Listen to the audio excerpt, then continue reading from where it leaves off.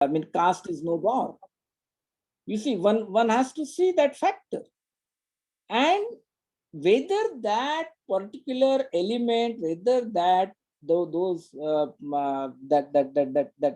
that idea of anti-caste really can it be a project of annihilation of caste?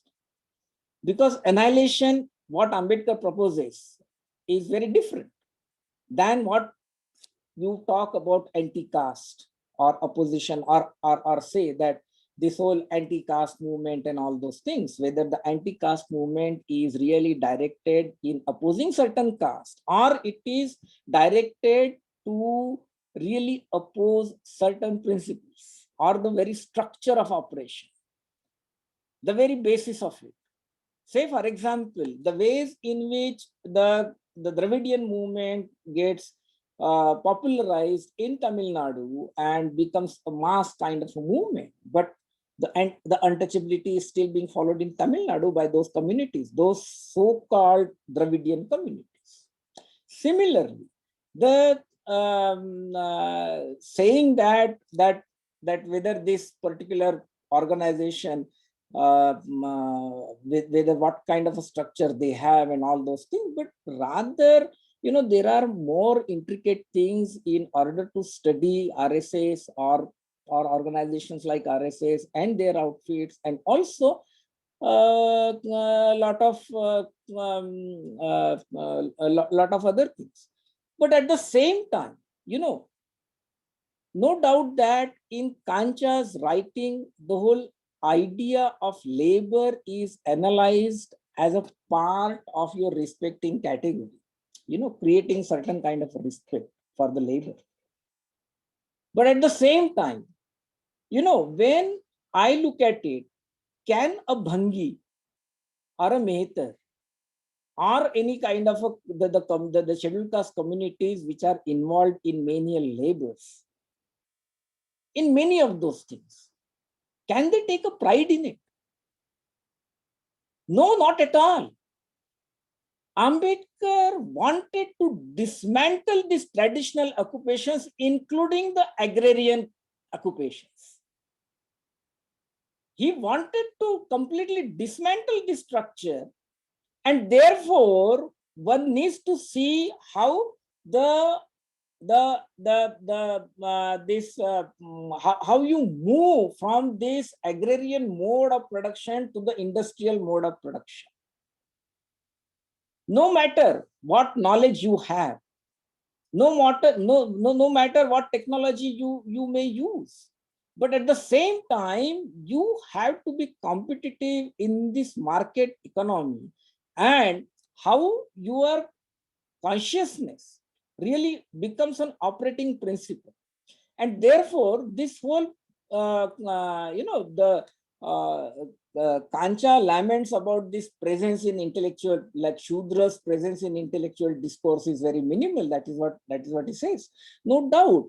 But the public intellectual, whenever anybody wants to be a public intellectual in the anti-caste movement, their acceptance comes from the Ambedkarite stage, and then only then that person really gets accepted as an intellectual or something. But at the same time, the nature of muscle power, which is constantly used by these so-called agrarian Shudras, is there a self-realization? And whether this whole aspect of self-realization which Kancha tries to portray can really create any kind of an enabling process among the other section of the society, or by writing or taking a pride, Kancha Elias Shepherd. I mean, it's not the first time that somebody is writing his like the caste nomenclature. Even in one of the American scholar wrote it very clearly, like Michael Mahar. The book was edited by Michael Mahar. Similarly, you have in northern India, like so and so is Chamar, so and so is Jatav, so and so in these things, Yadav and this thing. So using caste pride, caste name or then somebody then started saying some Ramesh Bhangi like this. So using these caste names, are we really trying what we are trying to really advocate? And can, like, by if today I write my caste name, does it have any kind of a meaning, or is it really whether I'm going back or I'm going forward?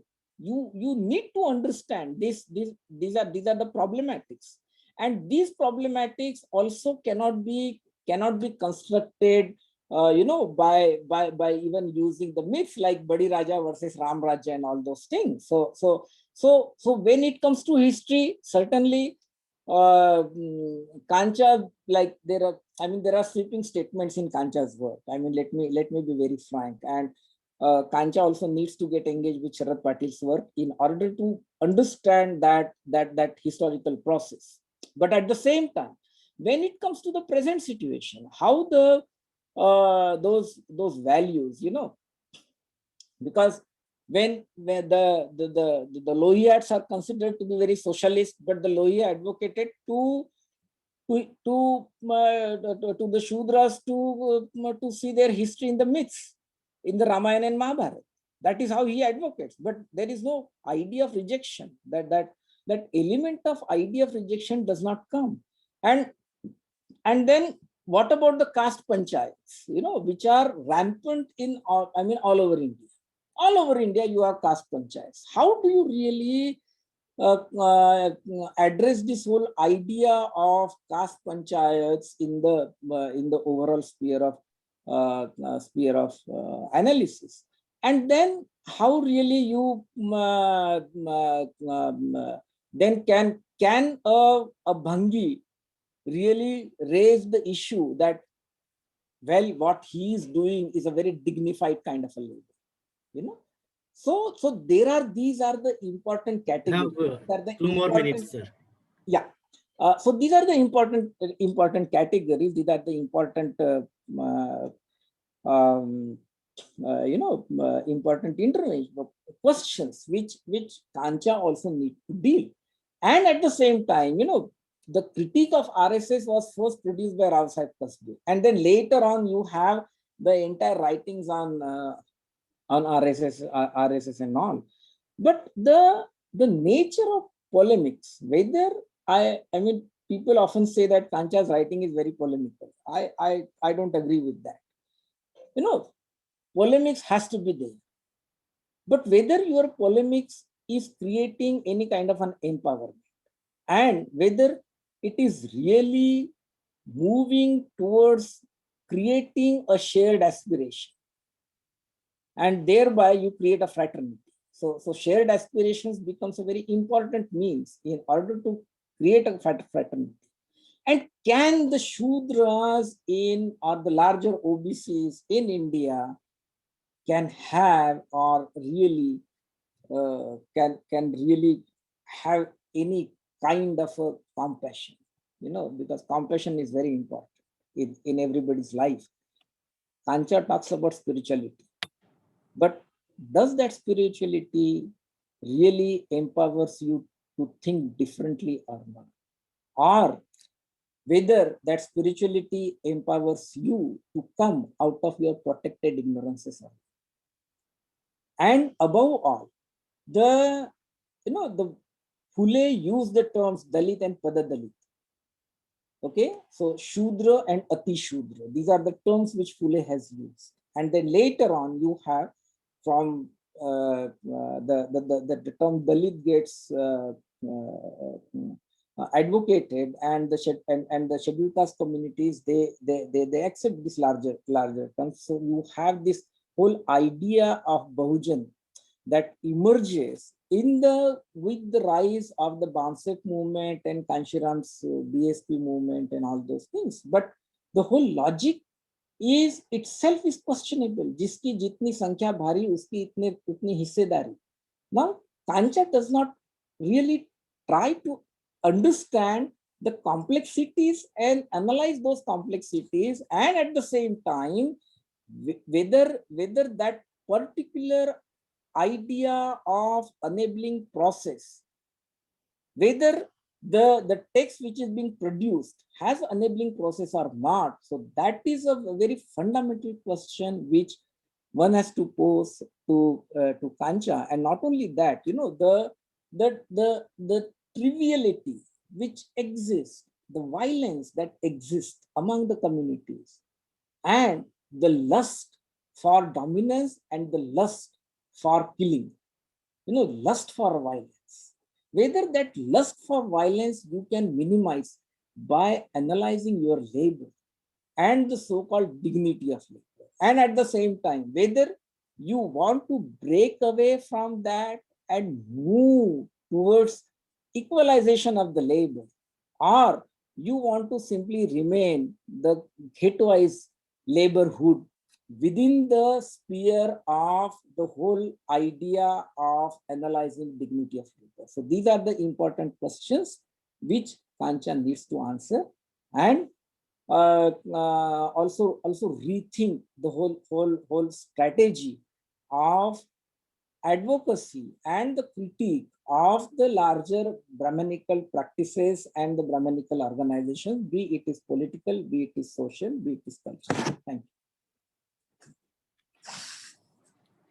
Thank you, Professor Y.S. Lone, for raising several questions and making this discussion more vibrant. And as you said, one has to see whether there is mind conscience or moral conscience in dealing with a subject. The project of creating Hindu self in colonial and post-colonial history has been a thing of pride for Brahminical forces. So as you rightly asked, do Shudras want to take part in such a pride? And then even after getting education, the idea of divinity, divine or sacred, or prejudice does not go away from this so-called dominant caste. And it is reproduced time and again in public sphere by this Shudra caste. And as you rightly asked, it's not Dalitization which is required, because Dalits themselves are not a homogeneous category. What is required is Ambedkarization of society. And you also rightly asked how certain communities can, like Bangi communities, they can take pride in their profession and their using their surnames. So there are also several questions that I'm sure Professor Kanchaila has noted down.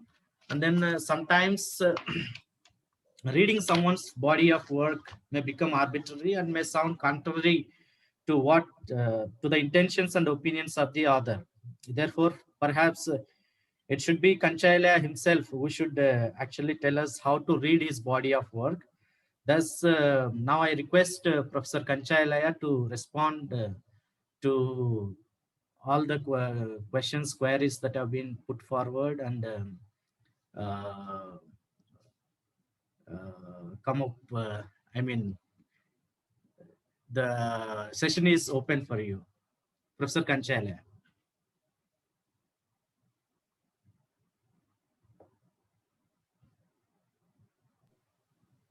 Hello. Sir. Hello. Can you hear me? Yes, yes, sir. No, I thought it would have been better after questions and answers, because I didn't want to talk at length on many questions that came, because it's better that some of the listeners ask questions and some critical clarifications come. Maybe at the end I will say a few words, because it's not good to really answer all these questions by the author himself at this stage. It's not possible also. Can you first discuss these issues, and then later on at the end, I'll say very few things. Do you like it, or do you want me to talk now? No. If there is anyone in the audience who wants to raise few questions, we can take maybe a few questions, and then altogether at the That end you will be can better. respond. That would be better. And then since there are professors also involved, in the Yeah, Anil, please. Yeah, please ask Professor Suri and Professor Ram Shepherd, sir, Ram Binaveni, sir, if they yes want sir, to yes sir, say. yes Yeah. Mani. Professor Suri, do you have any comments to make? Maybe do you like to express your views on the works of Professor Kanchayalaya? Thank you very much. I don't think I just came to listen to Elias analysis.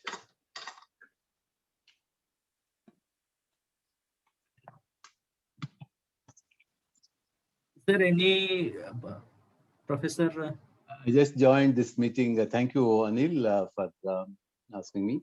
I thought I would just join to the conversation here. But I thought I would, since you gave me an opportunity and it is not right to decline the opportunity or to let it go, I will make a few what in English they call off-the-cuff remarks, not very well thought through. One is what I liked in Professor Ilaya's writings. The number one, the first thing I liked in his writings, and that's how I started reading his writings, was the Buddha, the God as political philosopher. This is what this question always haunted me from my student days. When I went to Andhra University to do my master's in political science long ago in mid 60s, we were taught Manu, Kautilya, Yajnavalkya, and all that, but Buddha was not taught. We were not told that there's something called Buddhism, and Buddha spoke about society, polity, and all that. And there are very few people who wrote on Buddha in political science. And Professor Ilaya's work on the Buddha made me to get interested in his writings. That's one thing. Second thing that I liked in Professor Ilaya's writing that is quite unconventional. He doesn't fall in the frames of the leading academic debates. So he would rather generate his own vocabulary, his own concepts. The moment you start talking the other's language, you get imprisoned. So you have to wriggle out of that language itself in order to express something new, something different, something challenging. So I thought he was always looking for that kind of a different way in which to present his ideas. And it is not necessary always to quote people we are told from the way we also train students in the university. We say that what is your theory, what is your conceptual framework, who are the authors you have read, and then tell us how you differ from them. So we are already, putting students to a kind of a difficult situation where they have to straitjacket their understanding to the one that already exists and then try to a little bit say something different. But here is Professor Ilaya who doesn't really care for what others said, which is good. I think I like that. Right? That is number two. Number three, I thought he transcends, while he challenges the caste system. I'm not praising Iyengar here. I think somewhere he transcends the one's own caste also, which is not easy. So while speaking for yourself, your caste background or your social background and from where you came from and your experiences, etc. But then ultimately, if you can transcend that and look for some kind of a universals where anybody can come in and join your join your thinking. I thought Professor Ilaya has that kind of a breadth in his writings. So these are some of the things that made me to be a kind of admirer of Professor Ailaiya. Thank you. Thank you, sir. Thank you for your kind words. Professor Ram Shepherd Binaveni. So do you like to express your views on Professor Kanchaya Ailaya's works? Sorry. Yeah. So good evening, one and all. Regarding the Praveen Talapalli discussion, he was saying that the papers of Shudra book having no theoretical background and they did not follow concrete methodology. But I think that is not true, because I am also one contributor for that paper. If you look at my paper, I mentioned structural functionalism, animism, animatism, totemism, shamanism, and many other religious theories. And is also emphasizing on little tradition. For example, if you take Buddha, the so-called Brahmins, they have hijacked Buddha into mainstream, that the great tradition. According to him, Buddha hijacked into great tradition. But today you see, Buddhism is entirely different from the so-called Brahmanic Hinduism. But if we work around the local deities, I'm not calling them as gods. God is entirely different from the concept of deity. Whereas in Hinduism, that means in Brahmanical Hinduism, and in Christianity and Islam, they are using the term called God. But in the Shudra book, I use the term called deity. So God is he developed or he evolved on the basis of discourse of abstract reality. In fact, God is nowhere, but they developed as a concept. But if you think the local deities, which are historical, more of they developed on the basis of materialism, because they engaged in some sort of profession. You take the Pochama. Pochama was the first person who invented vaccine for these viral diseases. But we never delve around this kind of concepts, or we never digged into that kind of deep history. So therefore, today what we are have an idea, or we are in the false consciousness that we are unable to differentiate between the concept of God and deity. So I think Praveen is consistently saying that Ailaya's works are in favor of Hindutva or BJP politics. But I won't agree that he certainly against the Hindutva, because in Hindutva equality is not there, and that question of equality is nowhere. But if you look at Ailaya's work, consistently is arguing about the equality. That too, no, of course, we have different idea on spiritual democracy or social democracy. That too, I have different opinion. But on the whole, if we look at the writings of Ailaya, is certainly anti Hindutva forces. This I can say. Thank you, Mananda. Thank you. Thank you, sir, for that clarification. Is there anyone who wants to express their views or share their thoughts on Professor Kanchaya Ailaya's work? Because we can't allow this chat box to be open. So if anyone wants to ask questions, they can raise their hand, and they can directly unmute themselves and ask questions.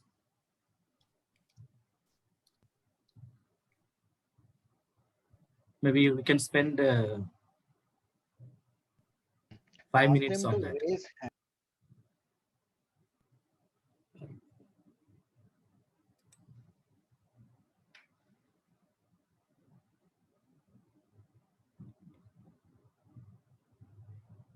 Praveen wants to clarify. Praveen, yeah. Arvind sir is there. Take maybe 1 minute, Praveen. Yeah, see, I mentioned that the writings of Ailaya do not go against Hinduism. That is what I said. I have never said that his writings do not go against Hindutva. His writings are very much against Hindutva. But let me tell it, I do not differentiate between the terms Hindu and Hinduism or Hindutva. To me, all the three are very much the same. If one reads Savarkar's Hindutva, Savarkar tells that, all those who are beyond Sindhu river are actually Hindus. This is Savarkar. And here he is actually telling that all those who belong to this and who consider that the land is pure to them, that is Hindutva in Savarkar. And when it comes to the book, see, I mentioned that the book doesn't have theoretical clarity.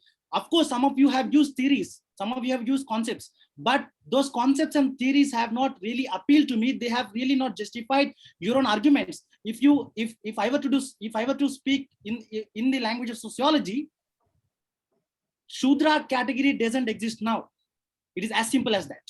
Shudra category is no longer existing, precisely because there is Mandal. With Mandal, you have OBCs. Before Mandal, you have OBCs, and Mandal Commission itself has differentiated between Shudras, and Mandal Commission itself did not agree to the term Shudra. And all the sociologists who have worked on caste, including Ilaya is using Shudra only in 2 books. But when you go and read his Turning the Pot, Tilling the Land, or let's say post-Hindu India, in Turning the Pot, he is actually trying to go and see the modes of production, and also in the post-Hindu India, it is trying to propose a speculative. We are running short of time. If you give me time, I could clarify, but I know where. Yeah. We'll. You can always write to Professor Ilaya. That option you have. So, is there anyone else who wants to share their thoughts or ask questions? Dr. Arvind Kumar is there from Jamia. Yeah, sir, quick, yeah. sir, quick, yeah. May I? Yes. Yes. Hello, everyone. In fact, I wanted to begin my question, or rather engagement was targeted to Professor Alone. I have known him as a teacher in JNU, but now that Praveen raised a very provocative question, so let me begin from there. He said, Sudra has never been a category. To that, I would respond that Sudra is the only category, so which also includes today's Dalits. In fact, if you go to Indo-Aryan society, there are only four categories. So the last one, from the food, not just the Sudras emerged, but the Asi Sudras. Later, because of untouchability and other things, the Ati Sudra, and therefore Phule uses the Sudra and Ati Sudra term. So I would say, and let me put an anecdote, before say Gail Omvett's book or Eleanor Gilliard's book, how many books in English academia, in sociology or in history, even in JNU, can anybody name a book with a title called Dalits from Sage Publication or Oxford University Publication? So we have a historicity. This category was arrived at with the Dalit literature and Dalit Panthers movement. And so it took some 20-25 years that Dalit was emerged. And then there were people, even from the Dalit category, that they went to the court and they said, no, it is not a constitutional category. So I would argue with, I would, agree with Gopal Guru that any category, transcends, it becomes irrelevant, it has its own significance, that is one. So it has to be relooked into, and we also have to understand the whole politics of writing history and sociology or political science in this country, that why a category of Sudra disappeared at all, because the Sudras did not have from the Manusmriti opportunity to read and write. So that's a historical process we have to understand. Coming to Professor Alone, he raised very important point, and we all share that concern, that the violence against the Dalits, who are the henchmen? Of course, the Sudras. And we should all accept this. But where does this ideology of Brahmanism comes from? Why does a Sudra does not, even if a dominant caste, like Yadavas or say Marathas, why do not they indulge in atrocities against a poor Brahmin? So the whole ideology of violence which the Sudras indulge in comes from Manusmriti. And that Brahminical ideology enables the Sudra that, you see there someone who is below you, you torture them. So I think considering that this whole adoption of Sudra as a category is also has an agenda of enabling the Sudras to understand that, look, the difference between Sudras and Ati Sudras in today's India is only one point. I categorize this. I really appreciated Professor Alone when he said Lohia himself was Baniya Brahmin in that sense, and he's brought the historical origins of Sudra, and they said you look for your history into mythical Ramayana and Mahabharata. That is unfortunate. So as a student of social science, I would argue that the Sudras need to understand that they are no different than the Ati Sudras, except for they have the entry to the temple, and the Ati Sudras or the Dalits did not have the entry to the temple. So just by entry to the temple, Vijaya Ramaswamy is a historian who died recently. She has done extensive work in South Indian temples. You look at the South Indian temple towns. We are running short of time, sir. Please conclude Last line. Vijaya Ramaswamy says that the Dalit, the Sudras, and the Ati Sudras have a shared living space. Of course, there is untouchability, but then there are untouchability between the Chamars and Bhangis also. A Chamars would not like to intertwine with Bhangis. So do we discount the fact that Chamar or Paswan is not a scheduled caste or not a Dalit? Of course.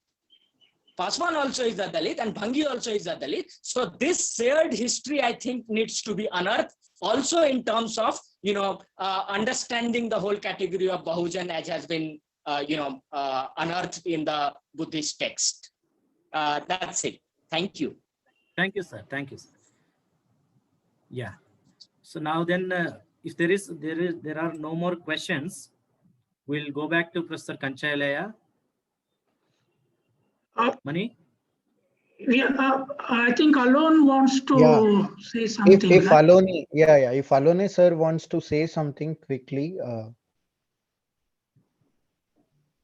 Sir? Professor Alone, sir? Has the... No, he's not unmuting. He's muted now.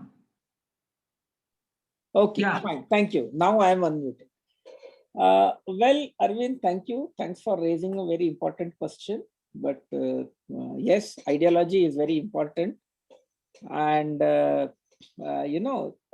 if certain section of the society has been deemed as untouchable, the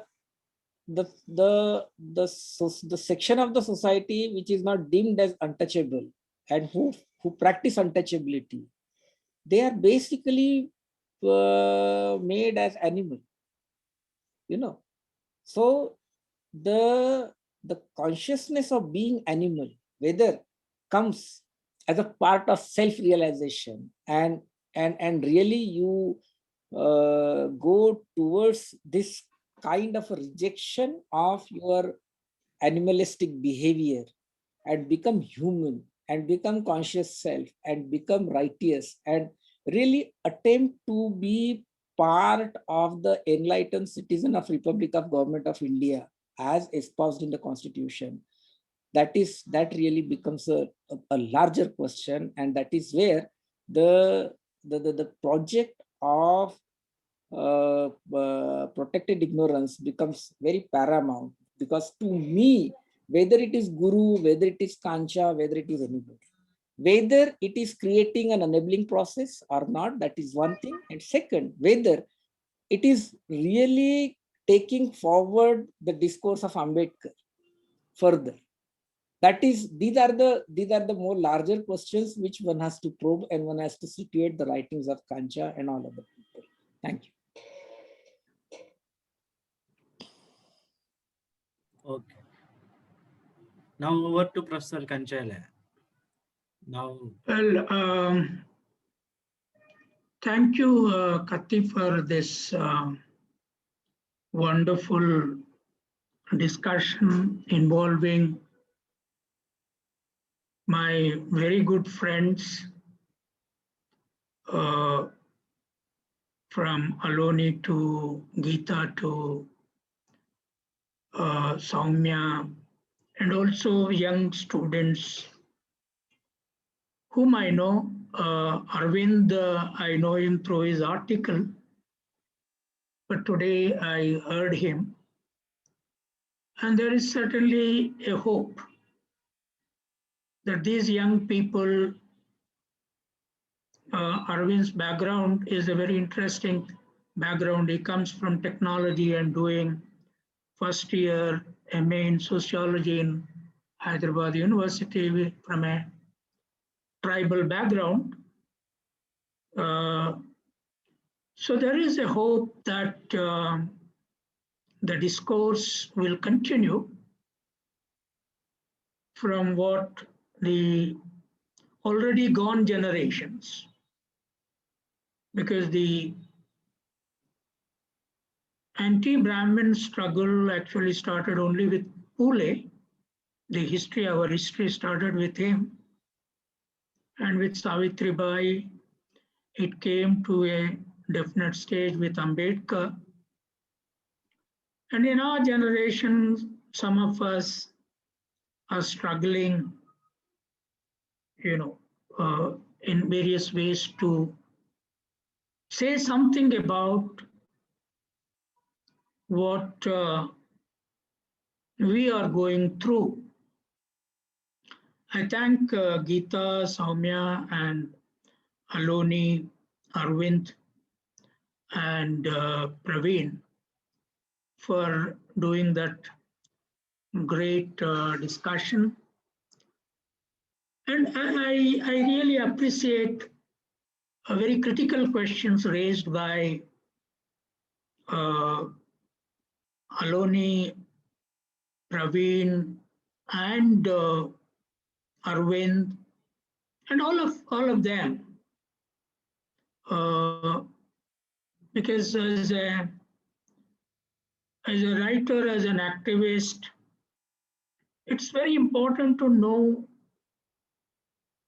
concretely what our own allies are thinking about what one is writing.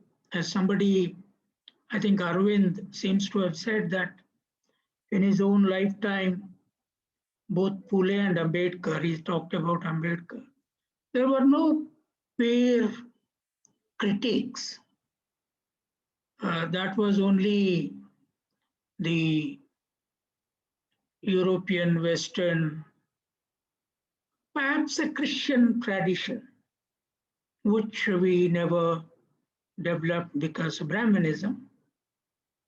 I'm in that sense very fortunate that so many of you read the work and then came up with critique and understanding and so on. No, I don't want to answer issues or questions raised here. I'll just quickly narrate how I evolved as an activist and as a writer, and what book was written in what context, without in a way looking back to earlier book in each day or each line I was writing later. My early writing was in the civil rights reportage. There was a small book which I myself published in '89 called The State and Repressive Culture. It was mainly from the field reports, atrocity-based, encounter-based, dowry deaths, police station rapes and killings. With one chapter on Kautilyan state culture, Kautilyan state and culture. But that book remained in dormant, and it maybe perhaps needs to be republished by somebody. Then my first major work started with my PhD thesis. No, my MPhil dissertation was on land reform. Again, as a student, a radical left activist, because at that time, land question was critical for left. So unfortunately, that dissertation, even one copy is not there with me. The university library copies are also missing now. Then my PhD work shifted quite radically to Buddhist philosophy.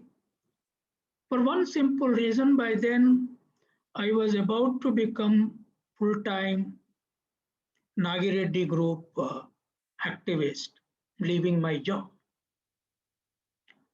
But then in regular reading and discussions in the meetings, in the classes, I found the whole communist movement is theorizing from colonial times. And they were in those days saying the pre-British India was self-sufficient village economy. And I asked several questions in several classes as a young man. What happened in ancient India? Was there no conflict between Buddhism and the Vedic school? How do you treat Buddhist school? Is it your ally or not? They were not accepting Buddha as a thinker, as an ally, because everything was what Marx said.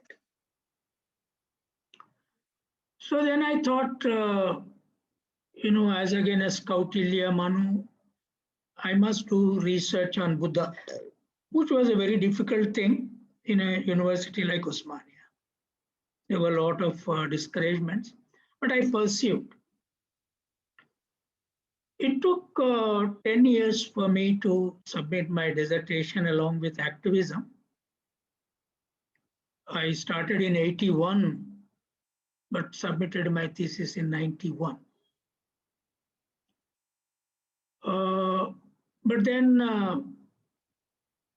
my hope came when I wrote an article from that and sent it to Social Science Probings. At that time, R.S. Sharma was running it. And he published it immediately. So I got some confidence, and then, but meanwhile, to the left intellectual people to bring in ancient India, I must confess, by then I did not read much of Ambedkar, except when I was reading for Buddha, his suttas and pitakas from translations. Then I laid my hand on Buddha and his Dhamma, and then I read part of it for my thesis work, only to understand. But Ambedkar was not allowed to be read by the left also. Then came the Mandal movement. I was an activist. And then confrontations with left intellectuals, upper caste Brahmins and Shudra upper caste also came in. Because Mandal they did not come into Mandal movement, Reddys, Kammas in Andhra Pradesh, Velamas also. So then came the demolition of Babri Masjid. I was struggling within myself, I should write something about this. We getting called Hindu, and I have a hatred towards ABVP politics on my campus. And there was constant conflict between organization called PDSU and RSU and ABVP. including their fights on the campus. So it struck me that I used to have discussions with feminists. Susie Taru, Rama Melkote was my guide, and Lalita and others whom Geeta knows. So actually at that time, there were no Shudras or OBCs to write in defense of the Mandal movement. Dalits were supporting us in the front line, actually. In the street fight, they were losing even in Delhi everywhere. So then we had rallies with feminist women who constituted Brahmins also. Rama Melkote is a Brahmin. So then we thought of each one of us writing one article in defense of the Mandal movement and the OBC category. That's how we all wrote each one, including Bal Gopal at that time and so on. So that experiences framework came from there, and then I thought using that I should really write on Hinduism. Why I'm not a Hindu came. When I started writing it, I was 40, and I was not very well trained. Osmania never trained any intellectuals. It was a very local, just teaching kind of university, not so rigorous. So anyway, I found out my own way. By then I got introduced to Phule and Ambedkar, because we were running a journal magazine called Black, Nalupu. So with all that, so I wrote that book. Then this whole question of cow nationalism and attacking on food question Muslims and conflicts, riots taking place in my own presence. Then I started writing in newspapers because of my Why I'm Not a Hindu. Feminist journalists invited me, including Malini Parthasarathi of Hindu. So then I thought, this buffalo should be counterposed. It is again from my village cattle rearing background that you can read in my memories. So the title, my publisher did not agree for that. I had to fight a lot for that. Buffalo nationalism came. Alone was making a right point, and others were also making. When I was living in Delhi, sometimes I was with Gajendran in JNU, and these students were introduced to me and they were discussing in various forums. But by then, Why I'm Not a Hindu was already published. 96, I joined Teen Murti, it was published. So it was Teen Murti environment and the Delhi environment of nationalism, foreign PhDs, only Nehru, Gandhi, not even Ambedkar in Teen Murti. Then I wrote Teen Murti project called the Dalit Bahujan Nationalist Thought and Ideology, which was later published by a major company. In that, there is a reference to Gajendran and my Delhi student friends and so on. Then this small book on turning the pot, tilling the land, dignity of labor was part of my Post-Hindu India project. Actually, that book is a result of a famous journalist coming and starting a Telugu newspaper, who was uncle of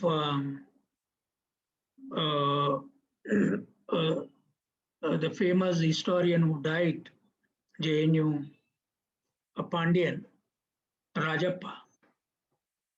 So I was writing series of articles on production caste by caste, and later on it developed into post-Hindu India. And I extracted some of those ideas into a small teaching dignity of labor kind of a thing, which Navayana published.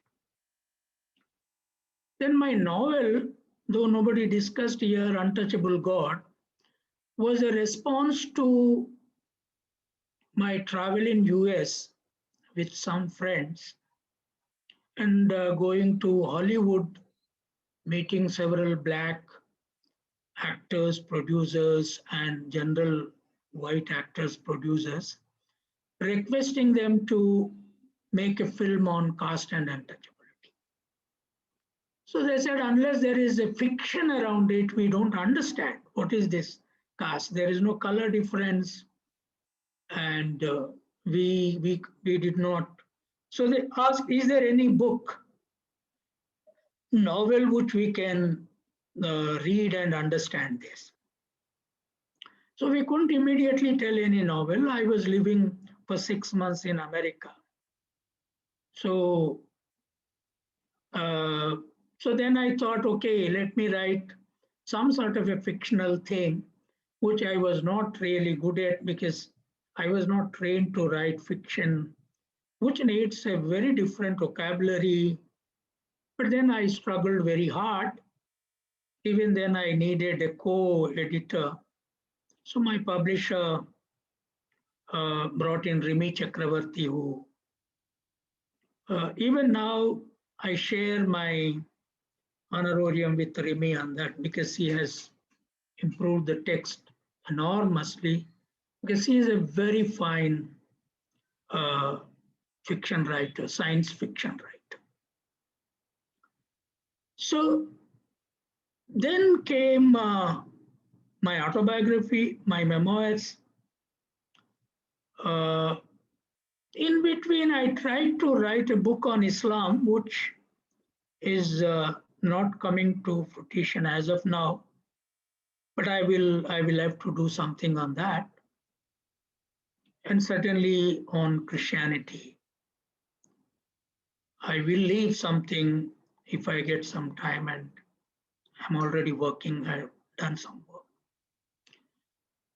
So my memoirs came out of my struggle with the Arya Vaishya problem. I was almost on a dead end of life. They were threatening me, attacking me. So cases, it went to Supreme Court and goes to Hindu India, and then. So as I was every day fighting with them, I should leave my memoirs for posterity, because Indian Shudra writers, even Ambedkar, Phule, have not written their own memoirs. No Shudra has written anything. So I wrote that. It is a response to that kind of. Then came the Shudra project, Shudra book. Actually, this book is a commissioned book by Penguin itself, which had a common project with Samruddha Bharat, which is bringing out 14 volumes, including one on Dalits, one on tribal, one on women, one on Muslims. So there they asked me to write a book on OBCs. No, I said no, OBC category is not theoretically working out. I couldn't make Europeans understand, Americans understand, or anywhere theorizing with a constitutional category is not possible. So I chose as an editor the Shudra framework. It's first of its book of contemporary Shudra, including the unreserved Shudras. So each one of these has a context, and I have my own background, my own limitations, and any book writing project, I want to tell my young friends,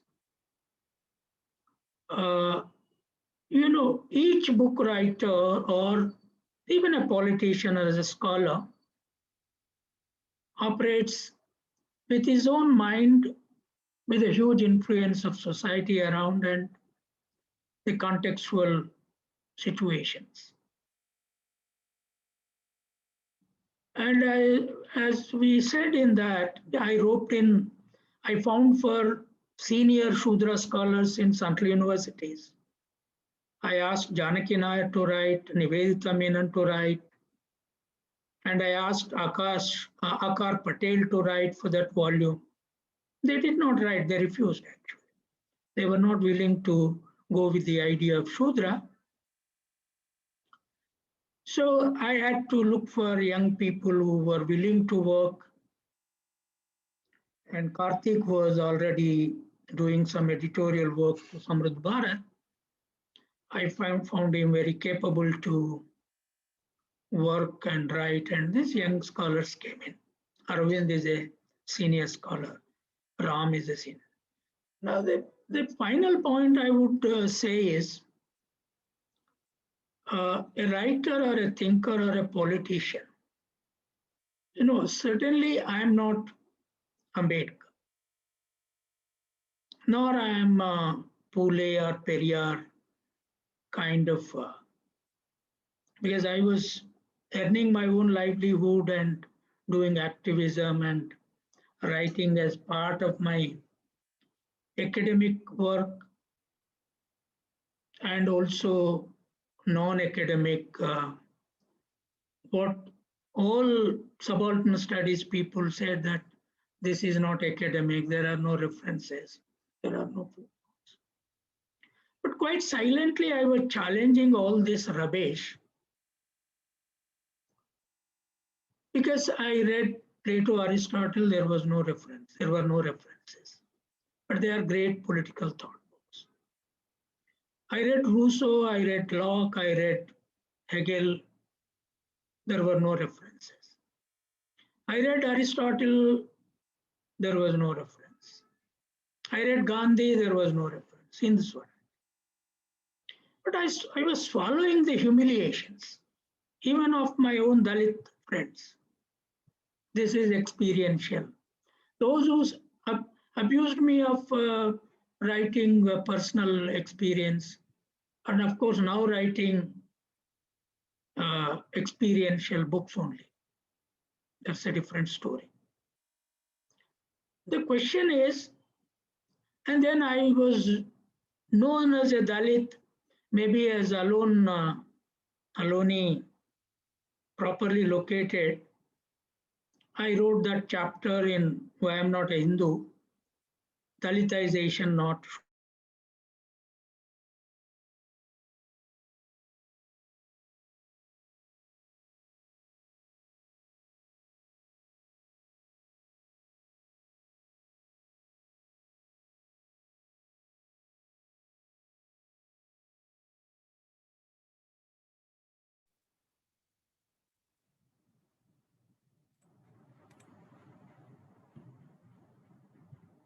There seems to be some problem.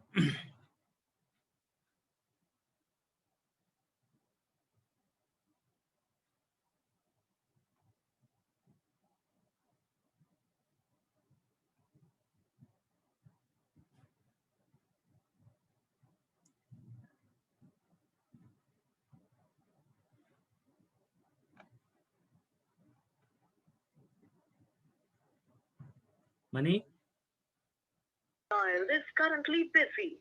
Yeah, I called him. He's coming. Seems there is some problem. Yeah. Just 10 seconds if. Professor Adapa Satyanarayana has joined now. Yeah. But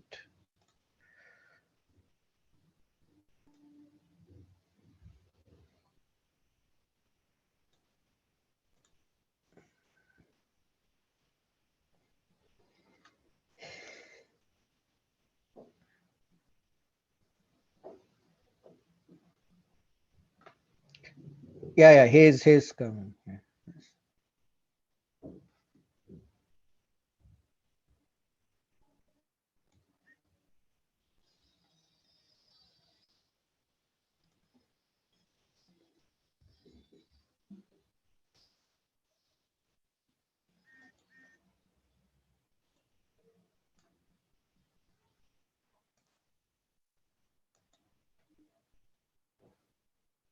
Hello.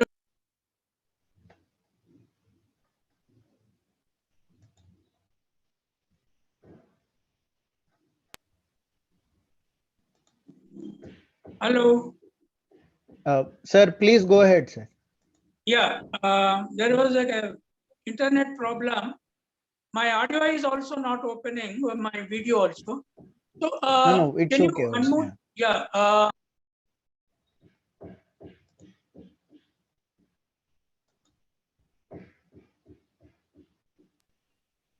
Hello. Sir, we can hear you. Please go ahead. Yeah. So what I was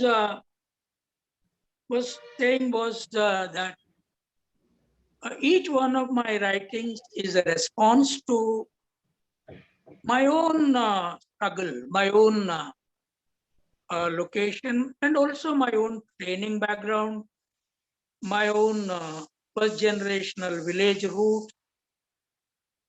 So I thought that that is the best way to present myself.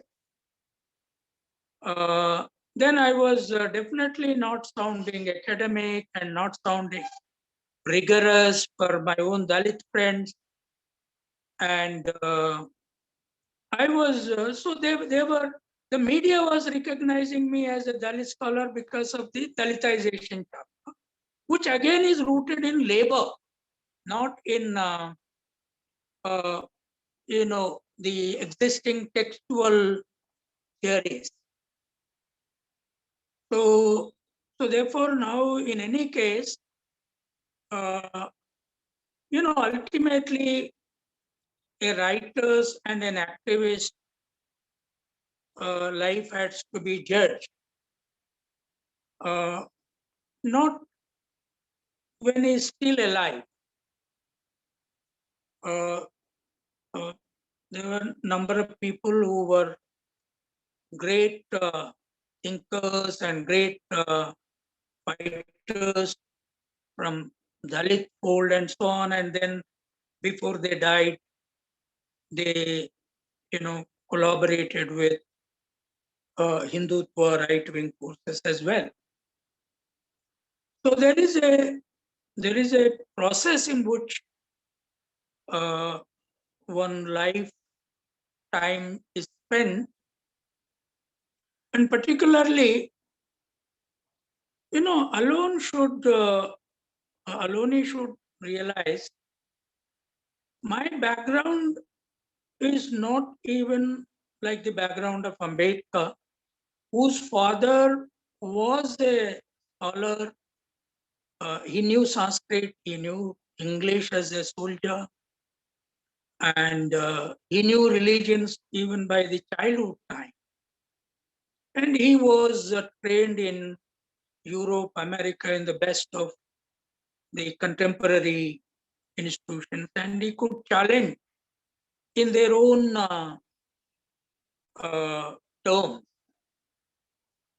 But my background is a shepherd Shudra background because I'm a Shudra. I mean, shepherds are Shudra. And Sardar Patel is a Shudra, Periyar is a Shudra, Phule is Shudra, Ambedkar is a Shudra. So this whole Shudra category, there is this problem of violence, brutality against Dalits, and contemporary problems and history. I'll just draw one small attention, your attention to one issue. The Shudra life, today what you are calling Shudras, whether Marathas, Gujars, Patel, Jat, Kammas, Reddis, were part of the food producer, converting land into productive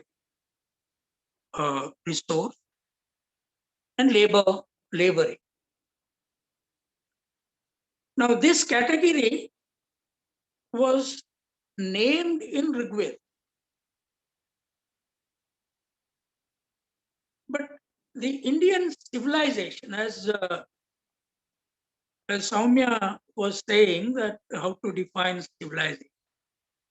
The BJP RSS tomorrow, even in JNU, Delhi University, will only teach Vedas, Upanishads, Ramayana, Mahabharata, Arthashastra, Manudharma as civilization.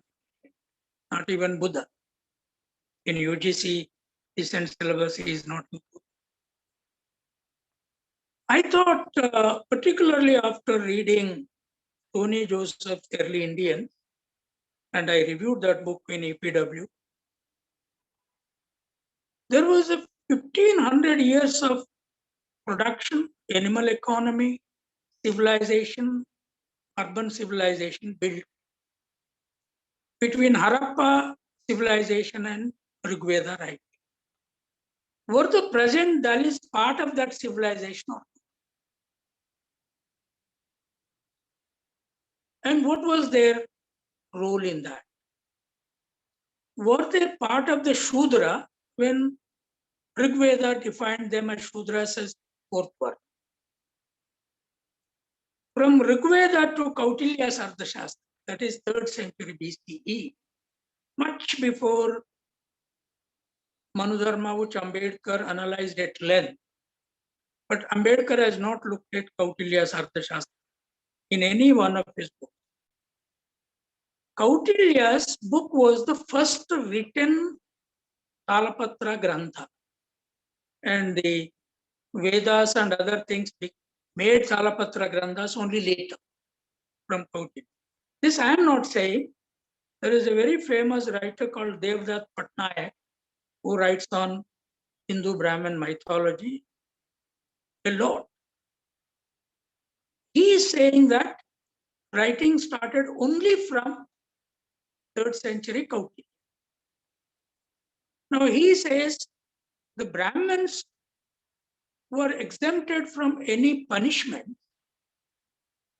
because the Brahmins were passing on the Vedic knowledge from memory to memory. Therefore, their heads were considered to be libraries. So destroying a Brahmin body is destroying a library. Therefore, they were exempt. This is a justification. My simple question is, what was the head of a Shudra before even the untouchable question came up? What was the technologies, knowledge, brick making, wood cutting, house building, canal digging, even tank building in Harappan time? And this was not passed on from brain to brain. There were no written books for Shudras even now. There is no self-consciousness. For Shudras, you are right.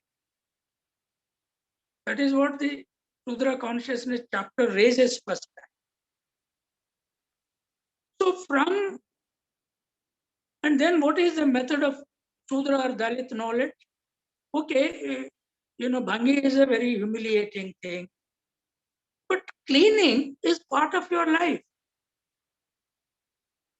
Do we avoid cleaning even however mechanical technology comes? Then how do you theorize it? Can a theoretician every day run between one community, other community? How to locate this, how to write this? If we run like that, can we write anything? Because there are several thousands of tasks. So the question of what were the Shudra or Dalit were doing? They were teaching, and the taught thing was experimented like in the laboratory in producing something from the nature. A potter told his son or a daughter, to make pot, theoretically. But he has to reproduce somewhere. In Arappa, it was done. And in Telangana, it was done. In Tamil Nadu, it is done. So this brain was much more better library than a Brahmin brain, because there is no theoretical, there is only theory there. There is no scientific reconstruction experiment there. So Brahmin justifies. If the Shudras don't come and write their own history, and how do Shudras become self? What is this? Do they become self-conscious suddenly on their own, this 52% who were slaves, like the Dalits? Did the Dalits become self-conscious? If Dalits become self-conscious, why are there so many with the same Hindutva again, is a question. But that is not the way to look at the history. The way to look at history is, now like the Dalit studies, there are, from 1990 only Dalit studies started. There is a body of literature, hundreds of writers are. And let us not forget, only writers, Dalit writers are from Ambedkar stream of thinking. There are now strong writers in Hindutva from Dalits, then from Shudras. 3 top publishers' books have come from RSS Dalits. That Anil Ambedkar or Sunil Ambedkar and the group are writing a lot, and they have claimed that Vedavyasa is a Dalit, Valmiki is claimed as a Dalit. If they were Dalits, how did they write those books like that? I'm a Shudra, I'm a shepherd, I'm writing about my own thing. Okay, I'm doing a very small, petty thing, I'm assuming. But how did a Dalit write Ramayana? How did a Dalit write Mahabharata? So these, I think if the Shudra studies come in at least as many number as the Dalit studies have come, because Periyar has done phenomenal job, but he did not do lifetime writing like Ambedkar. Narayan Guru did not do that. Pule laid the foundation. So with contradictions and see, life is a lot of struggles and our own situations, our own struggles at the given time, and we respond in oral forms. But as a writer, you also respond in written form. That is the difference between oral form and written.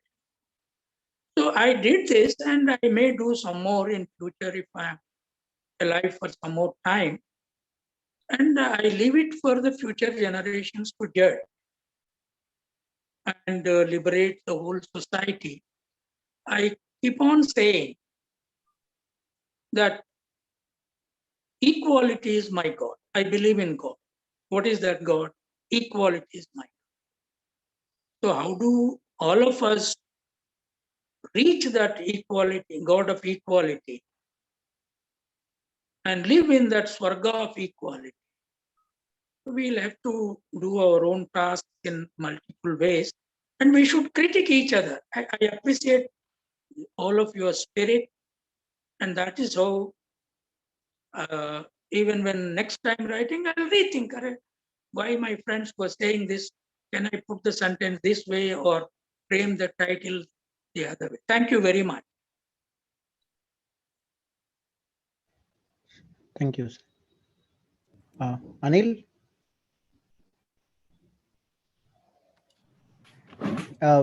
Yeah. Shall we take quick half-minute comment from panel members, or shall we move on? No, give them some time and let them make brief comments. Okay. So Geeta is not, so first I'll so we'll go with the same order. So Arvind, unmute yourself. Anything quickly? Yes, sir. So as Professor Aila has said, we need to take this legacy forward. And I also understand that when a first of its kind attempt like this to theorize the much broader category like Shudra takes place, there are bound to be some some issues, but I still appreciate the fact that he tried to initiate the process of theorizing the whole Shudra concept. And yeah, that's what I don't have much to say. Thank you, Professor Vaile. Praveen? To Professor Ailey and to all the members present. Sir, I strongly believe that schools of thought in the anti-caste tradition, in the schools of anti-caste thought have to be developed. And in so many existing schools of anti-caste thought, you stand unique and singular. Having said this, I would also like to say that without being critical towards each other, anti-caste thought will not be evolved. For example, the way DSS collapsed, the way Dalit Panthers collapsed, these are clear examples before us. It is with this historical background. I was never a participant to all of this. I am just hearing it in writings and stories by senior academics and also senior activists. Even when this the DSS leader died recently, there was really no critical reflection. So all I am arguing is that very simple. When I read Professor Ailaya, I read Professor Ailaya with criticality, and I also see him in the Indian intellectual tradition. So that's all. Thank you. Thank you, Praveen. Professor Soumya Chamma. Yeah. Thank you. Thank you, Anil, and thank you, Ailaya sir. I mean, not just for this discussion, but as Geeta said, we need to thank him for, I think, thank him on behalf of one whole generation or more, right? I feel a whole lot of discussion today and also around Dalit, Bahujan and minority discourse comes back to this question of experience, right? And it is such a contested kind of a method that somewhere I feel this is not just good, but it is also suspicious. If today academics and public sphere and society at large is made aware of Bahujan politics, is made aware of Dalit politics, Dalit lives, also made aware of the lives of women through feminism and experiences of women through feminism. It is experience as a method, right? I'll call you back after 10 minutes. Sorry. Okay, so for me, I think beginning with early feminism or beginning with early Black movement, African American or elsewhere, beginning with a whole lot of minority discourses around us, it has only been possible because of experience. The problem with particularizing experience, right, is because we see that there is something universal, a method that is universal, whereas experience is particular. I think this binary should be just deconstructed and broken down. I do not, yes, there is a universalist politics, universalist aspirations towards equality that we believe in, but then there is no universalist method to achieve this, whether it is in social sciences, whether it is in academics, whether it is in life. So basically I'm saying a whole lot of discourses has contributed to our ideas, to our politics, to our activism, and we need not follow what is considered as a quote unquote proper method. And this method sometimes, you know, to me, not sometimes, many a times is suspicious because it almost equates it to merit. which is a very, very elite and privileged kind of a position, equating method with a certain kind of merit, certain kind of academics. So what is this method exactly is first we need to deconstruct, but that perhaps takes us to another discussion. And the only other thing I would like to say is when we are talking about Ailaya's location and talking about his work being located in Telangana, in Telugu speaking states, and not addressing the connection or disconnections between the Shudras all over India, I'm actually uneasy, because I don't know why we should speak of a pan-Indian kind of a experience, pan-Indian kind of even ideology, right? That caters to a idea of nation, which I don't think is possible, whether it is Hindutva's idea of nation or even coming from a very communist idea of a nation, or even a Dalit Bahujan idea of a nation. Nation is such an abstract idea that universalizing our lives according to this frame of nation is very, very abstract, and I don't think it will stand now or ever.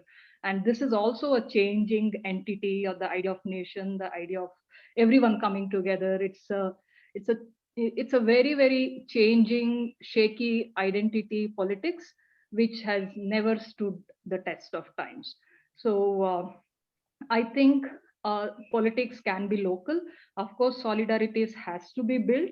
In this, I'm reminded of another organic intellectual, very much like Ailaya, but we lost him long ago, D.R. Nagaraj from Karnataka, who emphasized not just on experience, but on everydayness and also on folk practices.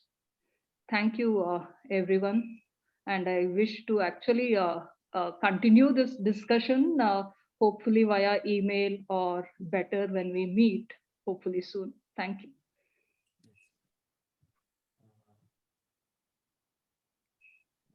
Geeta ma'am, do you like to express your concluding? Geeta ma'am, I think she's not there. So Aloni sir. Yeah, sure. Should I? Yes, sir. Yes, sir. Please go Yes, ahead. sir. Yeah. See, what we have produced in India is Vitambanavadi Sanskriti, this culture of defamation, culture of abusing anyone. So this Vitambanavadi Sanskriti is very much there in the public sphere, and it is constantly getting reinscribed.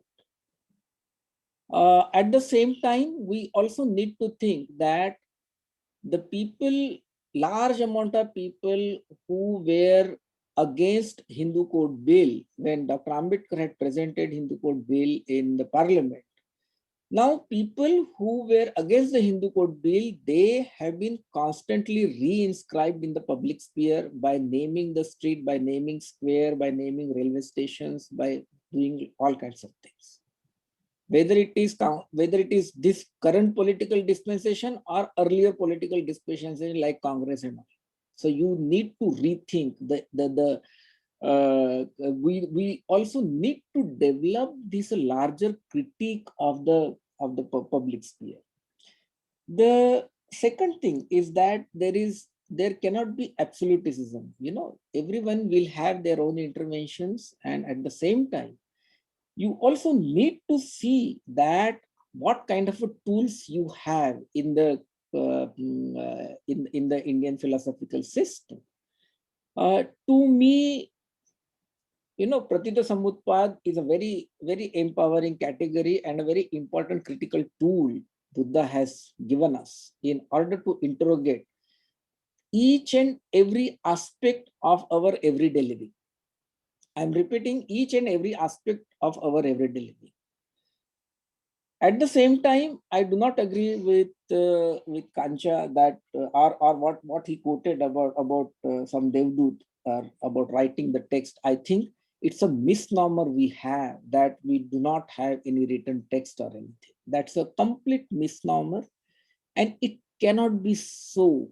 It cannot be so, because we do have the writings which are earlier than 3rd century BC, whether it is through inscribed potteries or anything in Tamil Nadu and elsewhere in India. So we do have the writing these things, and at the same time, the the Indian the so-called Indian intellectual sphere. I call it so-called because they are not really intellectual. Ambedkar defines the educated class and the intellectual class. Educated class are self-centric. The intellectual class are willing to change, open to ideas. So this willing to change and open to ideas does not exist in the so-called Indian intellectuals, so-called intellectuals. Therefore, they are so-called intellectuals. And what theories they have produced? You see, they have been derivatives. Whatever Europe and America has produced, they are simply, the whole process of theorization is a reductive urge which thrives on derivation. And therefore, they have not produced any kind of an interrogative framework that will challenge the present, and not only the Indian system of knowledge production process, but also the European American system of knowledge production process. And unless until you understand this very logic of knowledge production process, you cannot really interrogate the self as a critical self and produce a text that will have a larger enabling process. And merit is a misnomer, because merit is what? It is all about the cultural condition. It is all about cultural fight. I mean, it is as simple as this. If you are reading 5 books, I will read 10 books and I will answer you, or I will become more knowledgeable and gain that kind of a things. And it is very important. Like Kancha is basing his work, locating his work in the rural India. But at the same time, Kancha deviates from the urban industrialized syndrome. The large-scale Sanskritization which is happening among the so-called Shudra communities is so enormous that there is absolutely no check and balance. And the institution of temple economy in India, not only in ancient India or medieval India, but also in the modern India, plays an important role because it creates the parallel structure and also advocates the idea of sacred and divine all the time. And the particularization of experiences will always be there. But if the particularization of experiences are producing the shared aspirations, then certainly it will have some kind of an enabling process. And I'm sure Kancha will think on those lines. And one should not say that you do not have any tool or anything. You do not have any philosophical, framework and all. I think Pratitya Samutpan is a fantastic philosophical framework we have, which Buddha has given to us, and one can use it even to analyze the contemporary. It's as simple as this. If you are talking about the rationality, no doubt rationality is always relative, and I accept that rationality is always relative. But I go further and say that rationality is relative, but it depends on its objective. If the objective of rationality is to ward off ignorances, it becomes a righteous rationality. And if the objective of the rationality is not to ward off the ignorances and maintain ignorances, it becomes a protected ignorance. It is as simple as this. So one has to venture into this kind of a conscious process through which the mind functions, your action gets reflected, your politics gets directed, and also your whole idea of desire for shared aspiration, and also make a fundamental change, because the industrialization, the urbanization, the way it goes, though it is somewhat dismantling the demographic of the spaces, but at the same time, there is this whole question of affordability, and then where do you stand in that whole process of affordability, and also whether you are in a position to have those cultural contestations or not. You cannot simply say that this is my belief and I will go by that belief. There has to have some kind of a rationality in that. And Dr. Ambedkar never wanted people to be blindfolded, and he always wanted people to come out of those den of ignorances and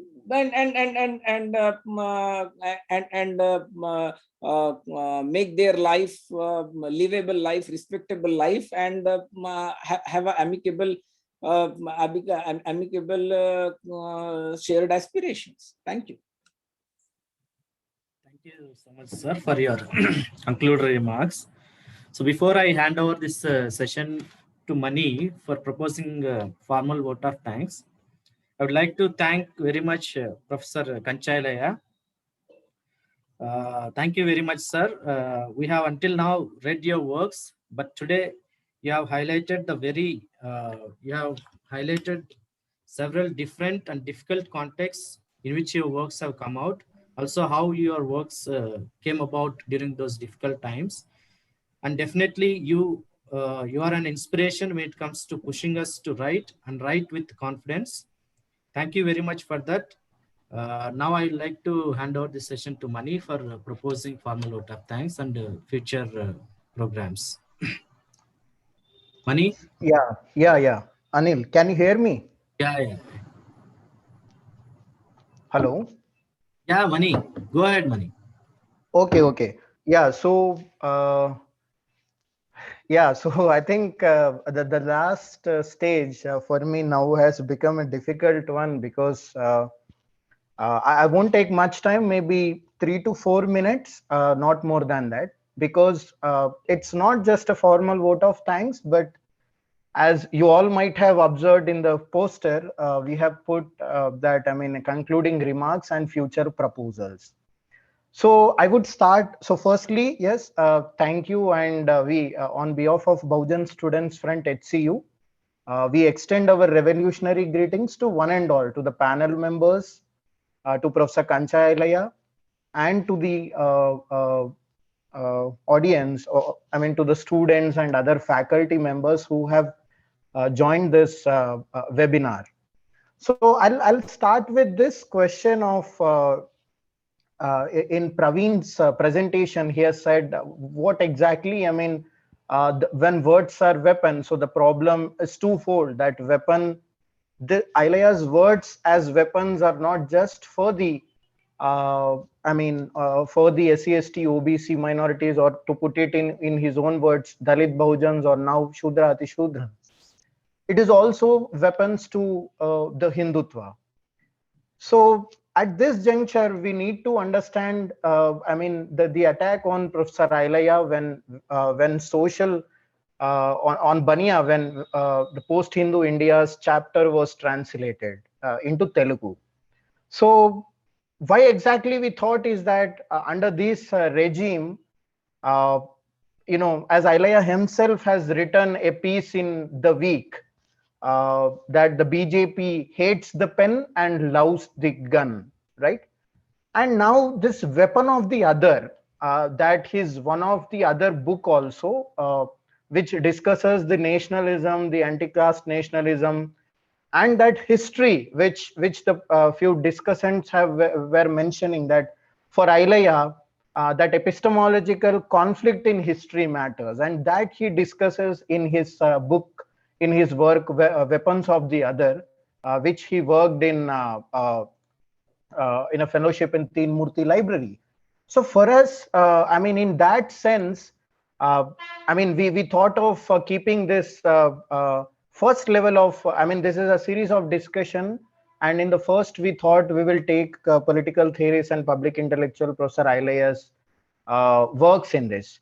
And coming to second, I'll just as a refresher thing, I would just remind the listeners that his Why I Am Not a Book, Why I Am Not a Hindu book, is not just that single title. Why I Am Not a Hindu, the subtitle goes a Shudra critique, not the other critique, it's QUE, a Shudra critique of Hindutva philosophy, culture, and political economy. And I would just one line from the preface and one line from the introduction shows that, I mean, how exactly Professor Ailaya wanted to take his journey forward. That for him, the Dalit Bahujan means people and caste who form the exploited and suppressed majority. And in the introduction, he talks about experience as a framework, where he mentions one line saying that narratives of personal experience are the best context in which to compare and contrast this social form. So I'll just make a quick point on this, that why exactly these personal experiences are the best context. As there are other political science professors here in this panel and historians, and we in political science, like my professor who taught us political science, Professor Suri, is also here, and we discuss Myron Wiener in our classrooms. And when we talk about political culture, so in India, they say that there are two political cultures. One is a ruling elite or the mass culture, which is also an emerging mass culture.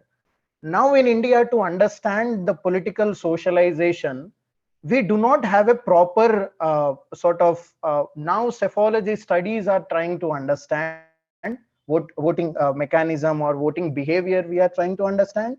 But earlier there were no proper studies or systematic data on the political socialization. So what political scientists, both Indians and non-Indians, were depending upon, and if you read his chapter in Almond Weber, like Sidney Weber's and Almond book called Political Culture and Political Development, Myron Wiener says that it is the biographies and the autobiographies of the Indian leaders. And now this shows us this gives us an entire picture in the academia, what exactly goes on. And now discussing or understanding dealing with Professor Ailaya's works or any other anti-caste tradition. Now let us pose this question, that we are here now discussing about the not credibility, let's say, that's not a proper word, but how far the methodology or the method of inquiry that Ailaya is using in understanding the history of ideas, in inquiring the history of ideas, to put it in Quentin Skinner's words. Now I pose a different question, that why academia has not included that yet. The whole point that the everydayness of these thinkers, the anti-caste writers and thinkers, or the public intellectuals outside the campus, it is all about de-Brahminizing the Indian space. It is all about de-Brahminizing the Indian academia. So now at this juncture, it becomes very important to deal with not just Professor Ailaya's writings and every other writings. And I'm in fact like very happy when I first heard that Professor Suri has started, has introduced a course on Buddhism in our department.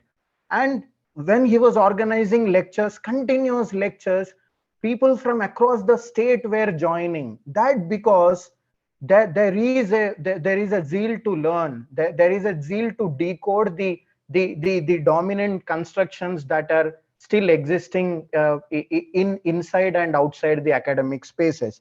So not taking much time, I think with these few words, there are so much more to be done. And all the discussants have rightly pointed out the merits and demerits. And that's what we wanted to sort of deal with, because once after the work of the Shudras was published, all his earlier work were sort of somehow went away. So they were out of the limelight, though Why I Am Not a Hindu was remaining a key thing.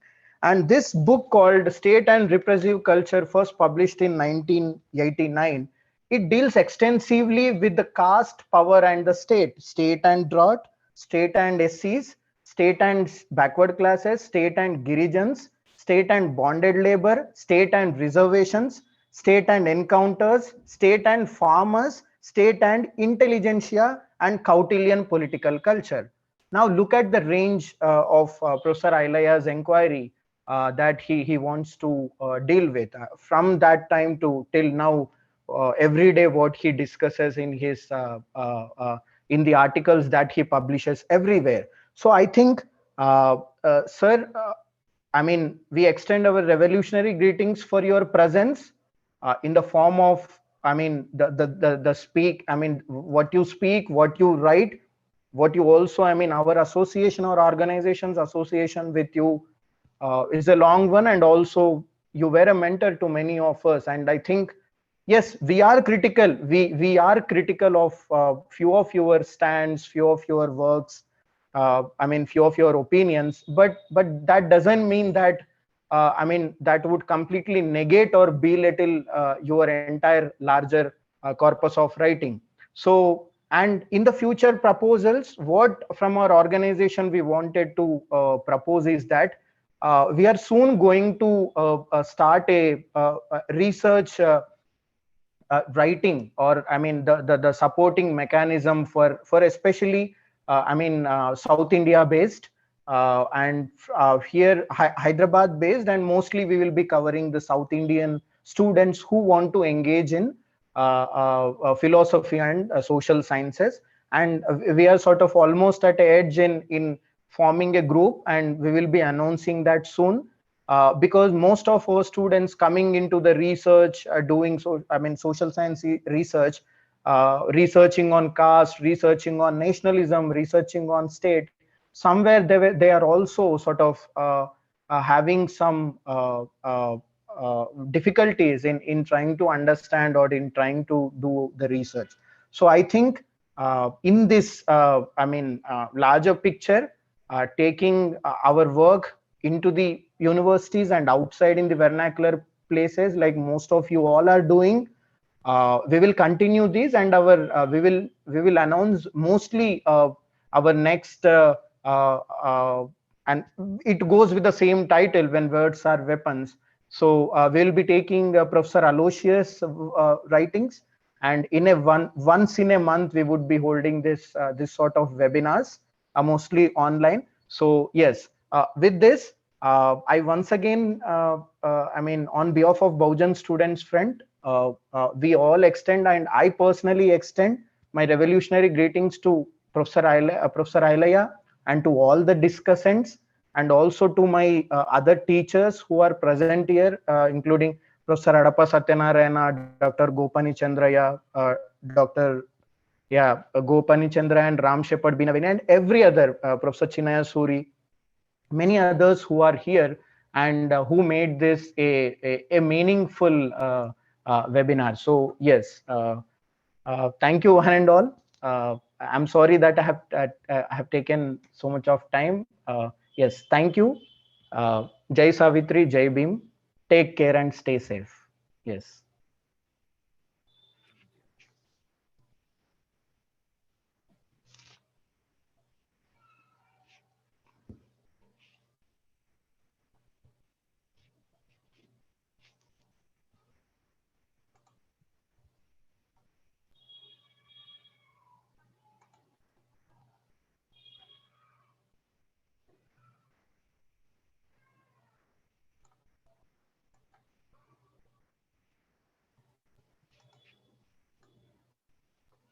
Hello, Anil. Mani. Yeah. Mani. So it is. Yeah, ఇది automatic గా అవుతుందా?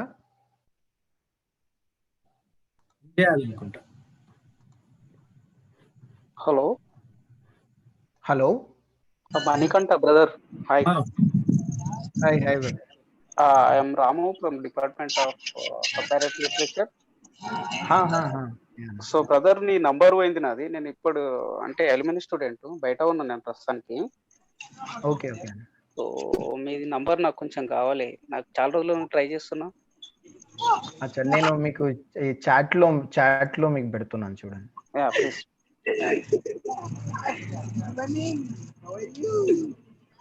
So Anil అది voice clear గా ఉండేనా? Top recording క్లియర్నే ఉంది. Recording of చేద్దాం. ఇదే